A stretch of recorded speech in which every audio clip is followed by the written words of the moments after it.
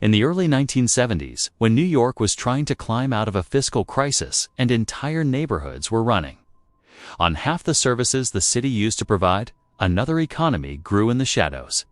The streets were rougher. Oversight was weaker. Police departments were underfunded. Federal agencies were reorganizing their priorities. And when a city's attention drifts, someone always finds a way to use the quiet to build something of their own. It was a time when cash businesses survived, street corners moved product day and night, and the men who understood distribution better than anyone were not the ones holding public office. Heroin moved through the city in quantities nobody could track cleanly, not because it was hidden well, but because the people who arranged its flow ran it like freight.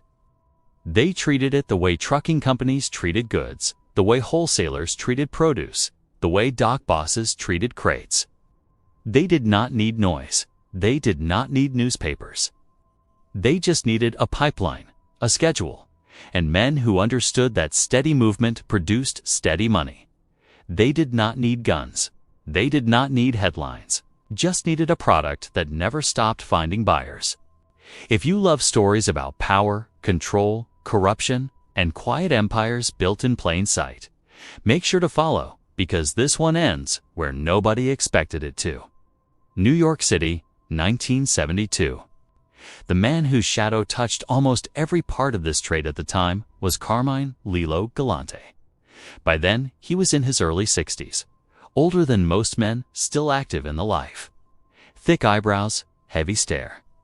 A man who had already done hard years in federal custody and walked out with the same steady confidence he had walking in. People who grew up around the 5 boroughs knew his name long before the papers printed it. They heard it from neighborhood men who watched him rise through the Bonanno family long before the heroin pipeline ever reached its peak. Before he became the figure everyone remembers, Galante worked the same kind of jobs many men of his generation worked. He ran errands in East Harlem. He carried messages. He sat in cars. He did the kind of simple work that teaches a young man how older men operate. No emotion, no flair. Just service and patience. By the time he was in his 20s, he was doing enforcement. By his 30s, he was trusted with meetings.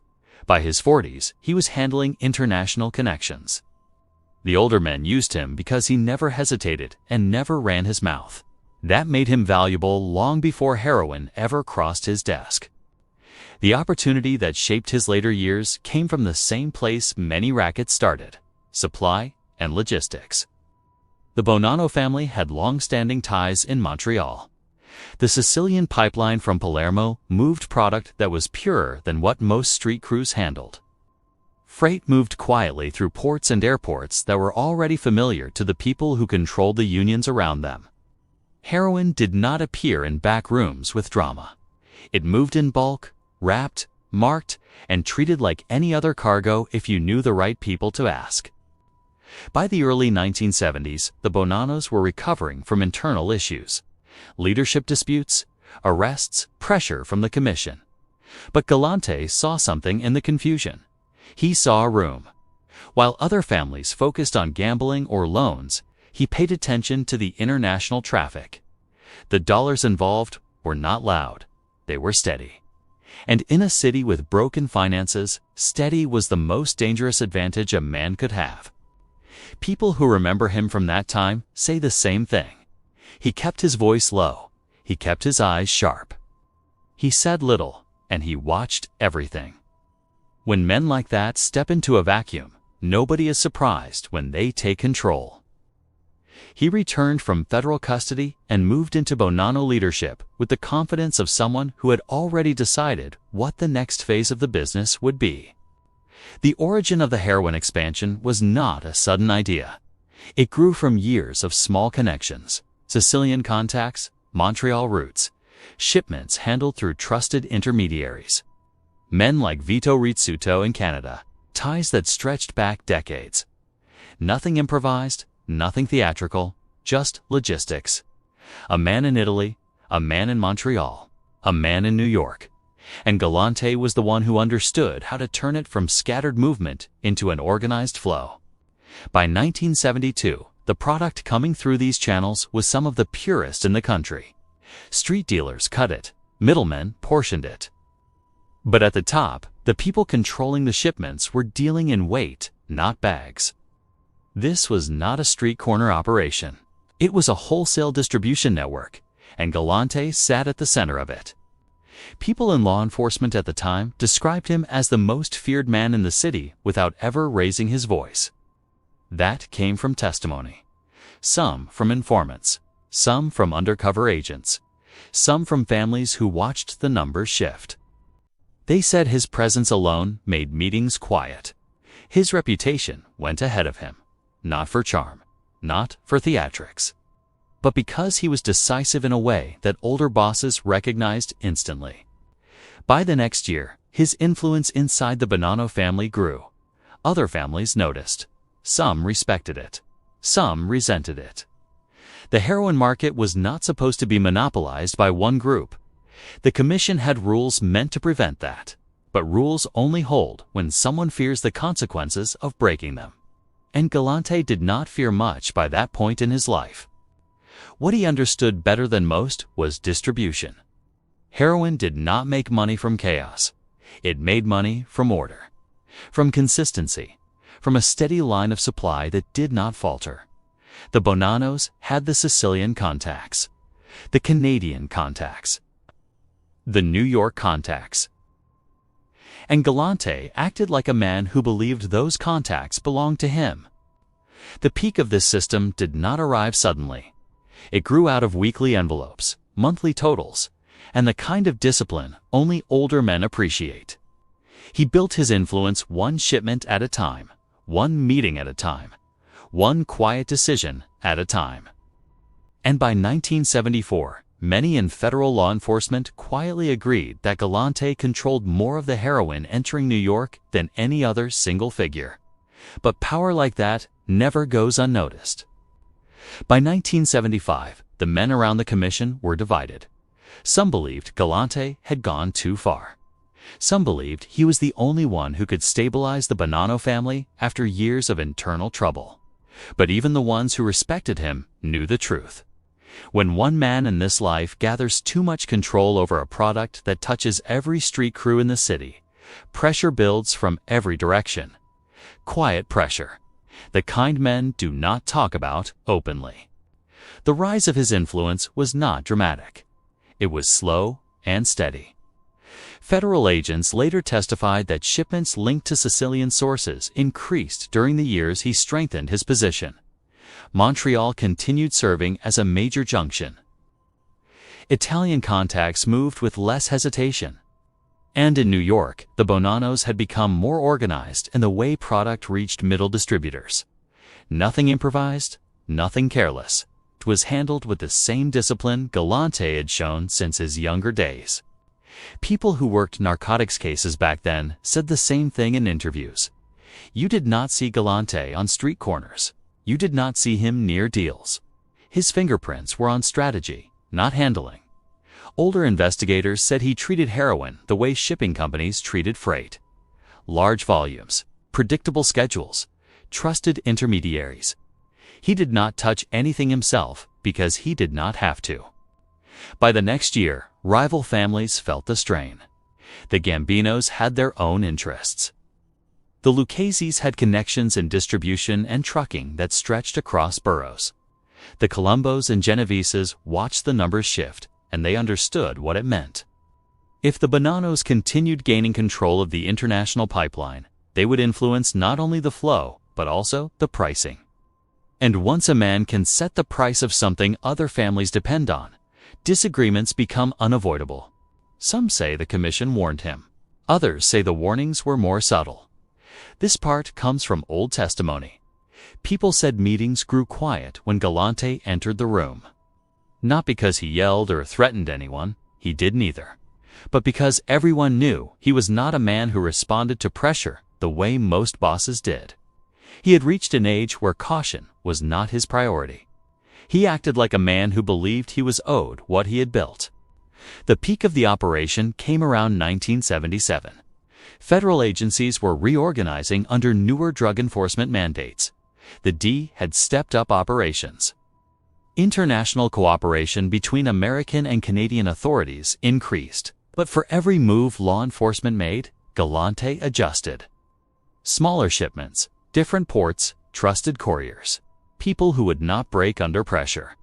He used experience the way younger men used bravado, and older men around him respected that. Even men in rival families admitted, years later, in depositions, that Galante carried himself like someone who believed heroin would rebuild the Bonanno family's strength faster than any other racket. His approach was simple: consistent supply, consistent money, low exposure, high control. He had survived long enough to understand that the families with steady revenue outlasted those that depended on temporary rackets. But pressure kept growing. Federal agents were building cases. State investigators were tracing movements between Montreal and New York with more attention. And inside the life, resentment hardens fast. The commission had a rule against unilateral control of narcotics pipelines. Whether everyone followed that rule perfectly is a separate matter, but it existed, and Galante was acting as if it did not apply to him. By the next year, the resentment turned into quiet planning. Older bosses began discussing options.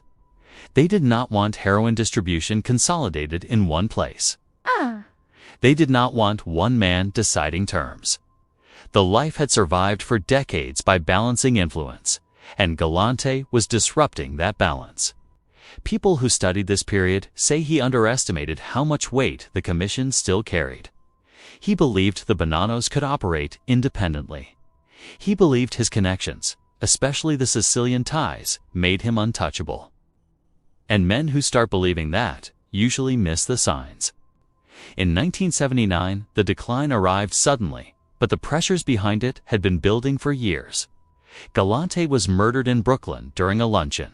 Reports and investigations pointed toward a coordinated decision by several families, including individuals from within the Bonanno ranks who saw no future in allowing him to continue his expansion. Photographs from the scene became some of the most circulated images in organized crime history. They showed a man who believed he was in control until the moment he was not. The effect on the Bonanno family was immediate. Without Galante, the heroin connections did not vanish, but they changed hands. Sicilian allies rebalanced their relationships. Montreal reorganized. Other families moved to regain influence. Federal agencies gained more ground after the leadership vacuum created internal fractures. The quiet machine he had built was disrupted, not dismantled, but the order he preferred no longer existed. Older investigators who worked the case said the same thing. His removal was less about revenge and more about control. Heroin distribution needed structure the other families agreed on, and Galante's approach ignored that agreement. His death was a correction by people who believed the life could not afford another boss acting independently. By 1980, the Bonanno family was struggling through instability. Federal indictments continued. Internal disputes weakened their influence, and the heroin trade, while still profitable across the city, no longer had a single dominant figure coordinating large-scale movement the way Galante had done. The pipeline remained, but the man who had tried to center it around himself was gone.